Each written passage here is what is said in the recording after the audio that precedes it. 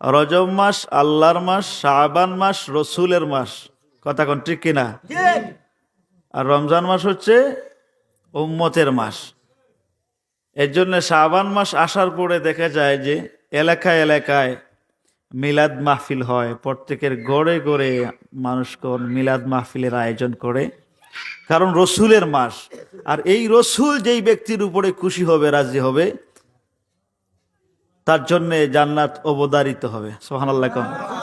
কারণ লিয়াহলিল কাবাইরি মিন উম্মতি, আল্লাহর হাবিব সাল্লাল্লাহু আলাইহি ওয়াসাল্লাম বলেছেন, উম্মতেরা গুনাহ করেছো, সগীরা গুনাহ করেছো, কবিরা গুনাহ করেছো, যত গুনাহ করেছো নৈরাশ হয়েও না, আমি আল্লাহর হাবিব সাল্লাল্লাহু আলাইহি সাল্লাম হাসরের দিন তোমাদেরকে শাফায়াত করে জান্নাত পর্যন্ত পৌঁছায় দেব। সুবহানাল্লাহ। তাহলে আমরা এই রসুল পেয়ে খুশি না বেজার? জুড়ে কোন।